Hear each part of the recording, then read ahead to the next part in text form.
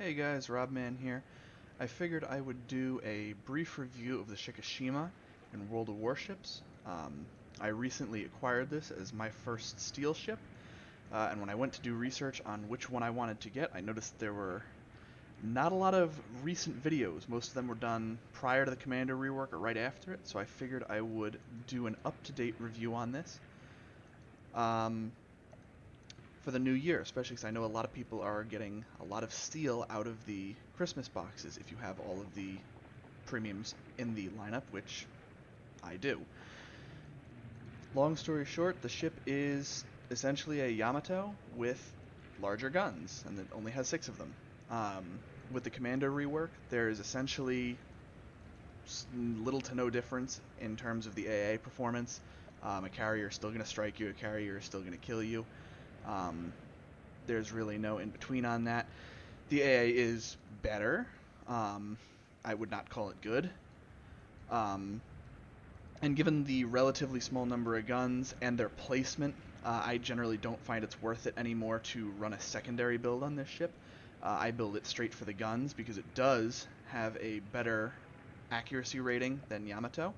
You'll notice the maximum dispersion here is about 232 meters, and on the Yamato that jumps to 256. So it's not a huge difference, but it is a difference nonetheless. And that can be compared like to like because they do have the same maximum range on the guns. Beyond that, there are no other differences whatsoever. This is not a Kremlin Slava deal. You can see it based on the armor layout.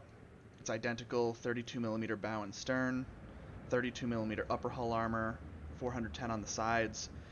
Same great torpedo protection of the Yamato. Deck is all 50mm, almost front to back, except for the aircraft handling facilities in the very front of the bow. Does have the same 50mm funnel for whatever good that does, 75mm under the secondary guns, and the same relatively bulletproof main battery turrets. This is all identical to the Yamato. This is nothing new, beyond some minor polygon shapes on the superstructure to accommodate the different secondary layout. You do, of course, still have the major Yamato weakness, the cheeks on the sides of the citadel, so if you ever see a Shikishima, look for right at the edge of where the belt armor is very blatant on the armor profile. Right here and right here, the same weakness exists in the back, about here and here. Just plop shots right there. Any tier 8 and up BB, even some of the tier 10 cruisers will go right through that like it's butter.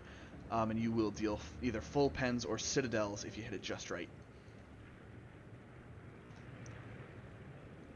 Beyond that, the rest of the stats, survivability, as I said, identical, same hit points, same torpedo protection.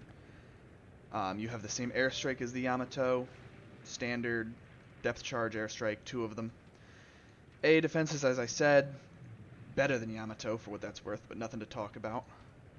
Your maneuverability, identical. You'll notice the speed a little bit higher. I have the speed flag mounted because why not? I like my ship to perform the best it possibly can. And I also have a concealment build. You can get this down to 14.1, which is again identical. I like that just because at 14 kilometers you pop up, and let's just say it's quite effective with these 6 guns, especially the closer you get. They are quite effective at long range. I will show a replay once I'm done talking about it. They are effective at just about any range, but the closer you get, the better it is.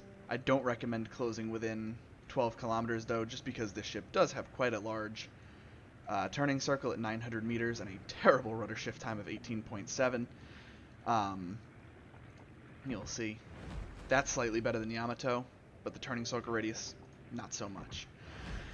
So you do tend to eat torpedoes if you get too close to destroyers and some cruisers. And they do like to YOLO you in this thing. Beyond that, I will pull up the fitting tool in just a second and I'll go over the guns themselves. So in the fitting tool here, you will notice that the Yamato's penetration, you really want to look at penetration, the flight time is not too different, but the penetration itself, the Yamato is shown in blue and the Shikishima is shown in gold. You'll notice that the Shikishima starts out with substantially lower penetration by about 100 millimeters. But over the course of the max range of the guns, It does actually wind up beating Yamato by about 30. It is not a huge difference, but it is a difference. Um, you will also notice the difference in the impact angles substantially. Shikishima at max range, about an 18-degree angle. Yamato hits at about a 21.5-degree angle.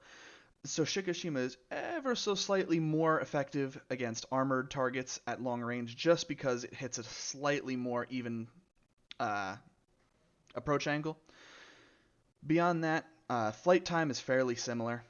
You can see up top, your difference at max range is about 1 second, which is not huge. It is also in favor of the Shikishima, it should be noted. Beyond that, I will add into the comparison a ship famous for its high penetration, the Slava, just as a baseline. It doesn't necessarily beat the Slava. Even at max range, it stays fairly consistently beneath it. But you will notice that it is about 50 millimeters off. So whereas normally the Shikishima has an 80 millimeter penetration advantage over Yamato, it's only about 50 millimeters at maximum range. You'll notice that I'm talking about maximum range a lot. As I said before, I don't recommend closing too close with this. The turret traverse is quite bad, just like on Yamato. This is by no means a brawler, and it does eat torpedoes and does take citadels at close range quite easily. Beyond that, just note with the ship itself, the ship only has 6 guns. I would like to underline that. I was obviously aware of this before I purchased the ship. I still wanted it. But the 6 guns, as you will see in the replay, it is not unheard of when shooting angled targets. You will still see bounces. You will still see ricochets. They do not overmatch everything. They don't even overmatch appreciably more than Yamato. It goes from an overmatch of 32 millimeters up to 35. So you can overmatch things like, I think you can overmatch the deck armor of like a Fuso or something. It's not appreciable at tier 10. There's nothing here that you will overmatch that Yamato will not also overmatch. And you do lose 3 guns. So this ship is arguably worse at fighting destroyers and small ships than the Yamato, just because you have a lower weight of fire, even if each shell does do substantially more damage. I will briefly go over the gun stats here that you can see in the port. I went over the fitting tool already, but you'll notice your reload is substantially better than Yamato's, down to about 24 seconds before you factor in Adrenaline Rush. Your turn time, same horrible turn time as Yamato, 55 seconds with the build that I have. I will include the commander's skills and the build at the end of this video. As I said before, same max range. The HE shells I very rarely use. In fact, in the game that I show you, I don't think I use them at all. I load them at the very end for a destroyer, but I don't actually wind up firing. What you're after is the AP shells. I have the high damage skill for the commander on them, so I get maximum damage out of them. So if you citadel something, you're hitting not far short of 21,000 damage. So a good salvo, you can definitely dev strike things in this ship. Definitely. The guns are definitely the deciding factor in this ship. So without further ado, I will pull up a replay that I prepared for this. Alright, so I'm back with a Shikishima replay. I skipped the beginning portion of this match. As you can see, we are on the map Loop. As this is a Yamato, getting into position can take some time. This is by no means the fastest tier 10 battleship. You can see me taking a few early game pot shots. You can see even just a single penetration and over penetration already at 9k damage on that poor Goliath. My condolences to that guy. I'm sure he's not necessarily having a positive gameplay experience with that. You'll see for the first part of this game it really is mostly just pot shots at maximum range. You can see that for Out at 25 kilometers. You can see on this map my team is deploying reasonably intelligently. We're a little bit weak on the right-hand side of the mini-map, but can't have everything. That does, however, mean that this side of the map is absolutely stacked with 4 of our battleships, all top tier, as is everything in this match. So it means we're going to need to push this side, because the other side, probably not long for this world. You can see the horrible vertical dispersion, or my horrible aim. shells all landed short on that Vermont except for one that managed to embed in the torpedo protection.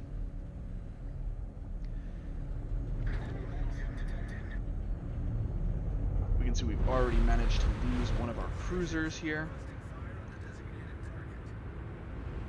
The first part of this match is kind of the boring side. If you want to skip ahead, I don't necessarily blame you. It really is just taking pot shots. I'd really like to get a Citadel on that Thunderer. I don't think it's going to happen, especially not at this range. Like I said, the penetration is good, the accuracy is better than Yamato, but it's not amazing.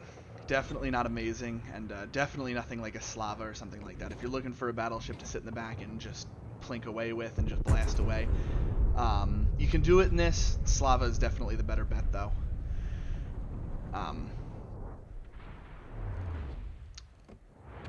Now that being said,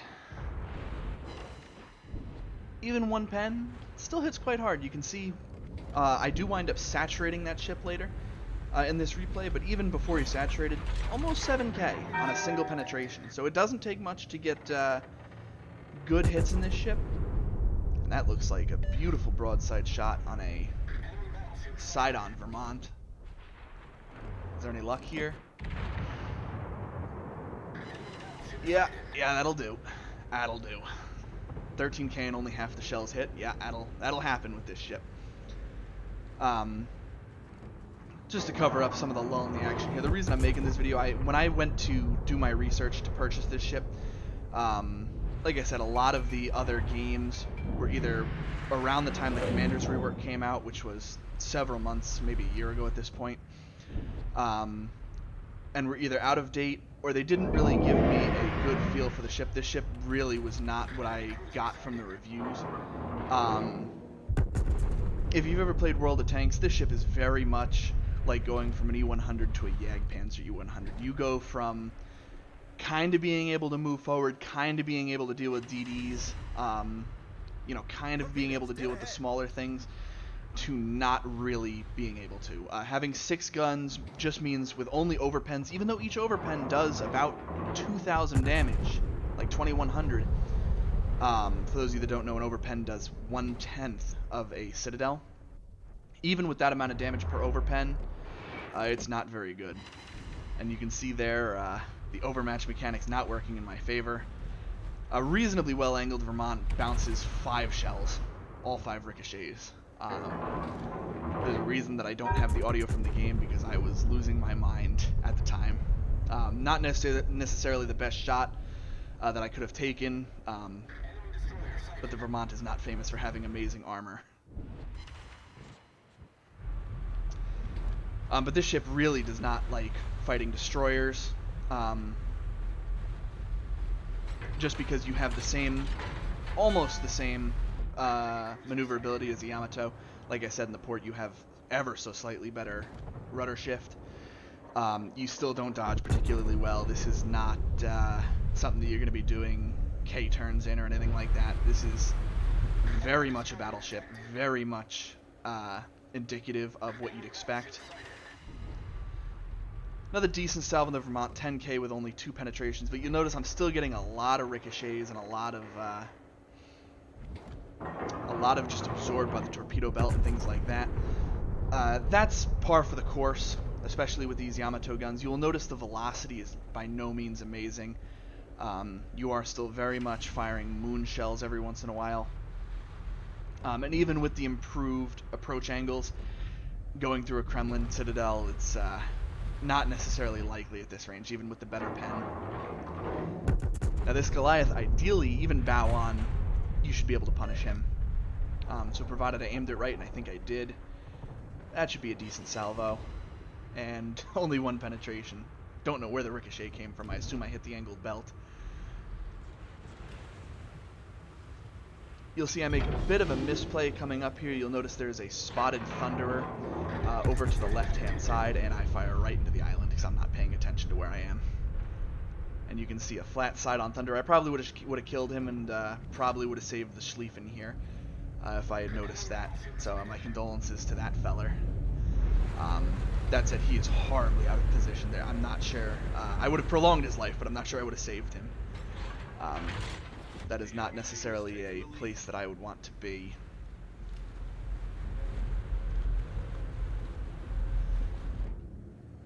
That said, that's another ship. I'll try to put a review out of that shortly. I did get it on the first day that it was released. I wasn't about to bid for it before it came out, despite me being famous in my friend group for whaling this game like it's my job. It is a good ship. I don't necessarily agree with the other YouTubers calling it overpowered. It's very easy to stay outside of the max range of the secondaries, just like a GK.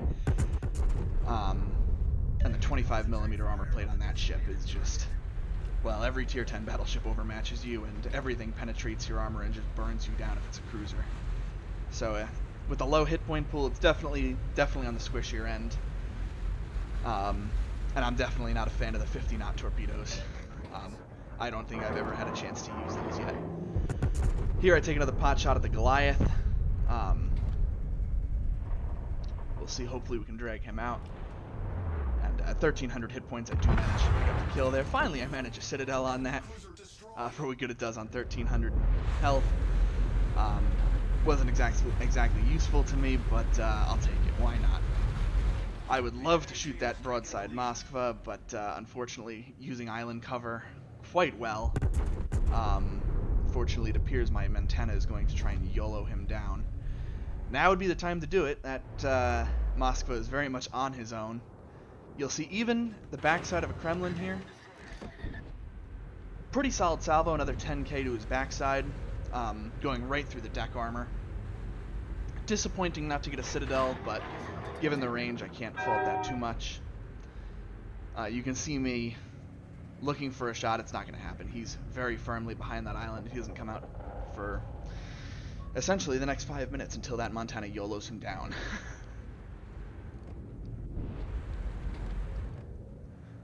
So for the next couple minutes, it's essentially just going to be a few more broadside shots at a Kremlin. Just me sitting way in the back here, showing full broadside, and nothing even bothers to shoot at me. I do eventually switch over to that Hindenburg and the Thunderer that are advancing through G6. Now a Thunderer, just like with the Yamato, that ship poses a huge danger to the Shikishima, just because that HE overmatches just about everything. You can see that pesky Moskva finally goes down. But just about everything on this ship, even the 50mm deck, the Thunderer overmatches that with its HE. It just pens right through that and just sets fire after fire after fire, and you will see that later this match. But on the other side of that coin, the Shikishima overmatches a substantial portion of his armor. Just about everything except the Citadel protection and the main belt armor gets overmatched on that ship. Yeah, that's what we like to see. Just 3 penetrations. That was half of the shells hitting the broadside ship. No Citadels, but still did 20k. Giving broadside to a Shikishima is not something you want to be doing here. Hindenburg, same deal. What a beautiful salvo with decent dispersion. You'll notice the dispersion very horizontal on this. Please, Citadel. Beautiful. Another 23k. Yeah, this ship very much does well when you give broadside. It does well when you're bow in or stern in, provided that you can hit it with the lackluster dispersion numbers. But it's definitely workable. You can see terrible shots here all over his ship. Granted, he did turn out. He did see what was coming there. Now at this point, we're going to see the overmatch mechanics really come into my favor here. This is essentially going to turn into the Thunderer whips HE at me for the rest of the game, and I whip HE at the Thunderer. We can see already we've racked about 115,000 damage. So keep in mind, note how much damage I'm doing to him and note how much damage he does to me. You can see another 8k salvo there, 7k. This ship does do quite well, especially even against an angled Thunder. There's no real way for him to angle against me. He's doing about the best that he can, and the best that he can do here is to continue maneuvering against my shots. You will notice that even though my reload takes longer than 20 seconds, I never get unspotted. I don't notice that when I'm playing the game, but that is because the daring is inevitably going to be around here somewhere. So a bit of a misplay here by me, continuing to sail relatively in a straight line. I'm a very easy target for that daring, and I believe I do eat torpedoes here in a few minutes. We'll deal with that when it comes to it. I'm trying to bring that Kremlin out of the fight, but he's far away, and the way the armor works on his ship, it's just, I'm not having the luck to get him out. Plus, the active maneuvering at this distance, because of the lower shell velocity, the nice thing at shooting distance with a Slava is the high shell velocity. It gets there quickly. And even with the lower shell velocity, it doesn't matter where on the ship you hit with a Thunderer, because you just set fires, and a lot of your damage comes from that. When you're shooting AP in a ship like the Shikishima, you really need to be getting shots that get full pens. With the added penetration relative to a Yamato, you do see a lot of overpens, particularly on poorly armored ships.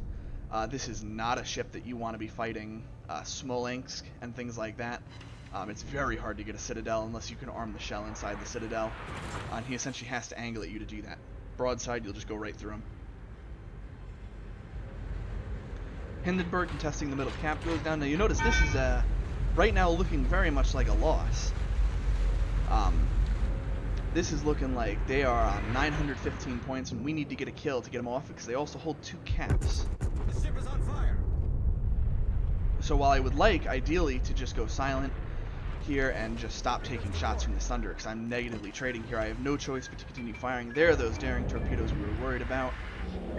And unfortunately, I do eat 2 here, but my repair party is about to come back. So it's not too much of a penalty. I would have liked to retain those hit points, though. You'll see now that I am lower health, although only slightly. I do want to dip behind my Conqueror here, so we can effectively trade our hit points, because the Conqueror, or the Thunder, excuse me, is still firing at me. So I do want to make sure that we're trading our hit points effectively here. Ideally, neither of us die. Another 10k salvo on the Thunderer. You can see his armor really does not do much. It does generally stop the Citadels, but it doesn't stop the Pens. And the Pens do quite a bit of damage. So for the minute here, it's dark. You will notice I am still detected here, which means that daring is still around here. You'll see the Yoshino on my team in chat telling me that he's lit, and I tell him that the daring is still around here. He is between us and the Yoshino at this point, approximately. He's somewhere in there. We don't actually wind up spotting. We don't actually have anything in the area that can spot him. We have no choice as a team but to send our Shimikaze ahead to Cap B, followed by Cap C. Otherwise, they would win on points. So you can see now we're safe for the minute. But that daring has actually gone over to A, and we'll see him start capping that in just a minute.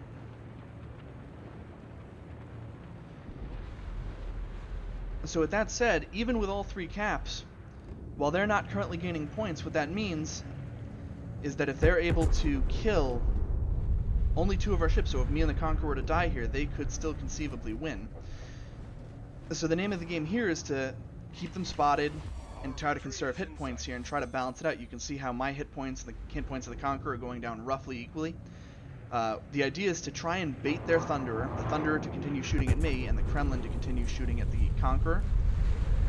It just gives us that much more effective use of our hit points, and we'll live that much longer between his 3D printer of a heal and my fairly meaty heals. Even as a standard heal, this ship, just by virtue of the fact that you have so many hit points, this ship does heal quite a bit. You can see we're up to 178,000 damage. By no means a bad game, but you will notice that the daring, unfortunately, has almost completely capped A, which means we now need to kill these battleships to win, because we don't have anything in the area that can turn around and go counter cap A. Just when I didn't need it, a double fire, so I have to damage con that. At this point, this is just a match of who can focus fire better. We do have shots coming in from the Yoshino, and some very long-range shots from the friendly Conqueror you can see coming in from the distance. We need to kill these battleships, or we're going to lose the match. Up to 186k. Low Thunder, and I do believe he will die before my shells reach him. Yep, that's it for that. The ship is on fire.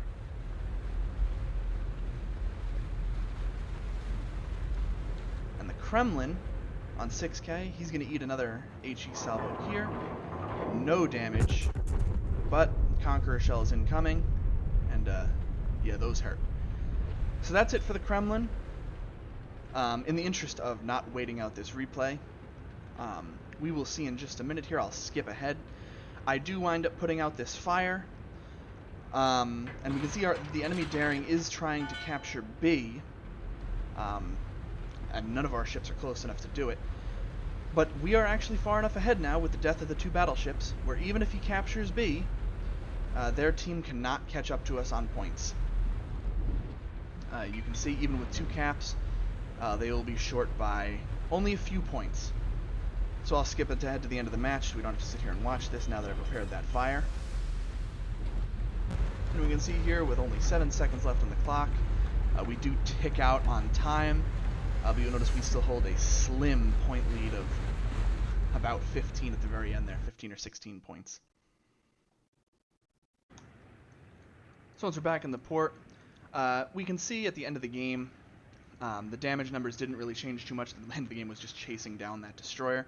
We did end on about 186,000 damage. If I recall correctly, this game did happen earlier today. I think it was around a 900,000 credit game. This is by no means a credit earning ship. It is not like one of the Tier 9 premiums. It is no Missouri.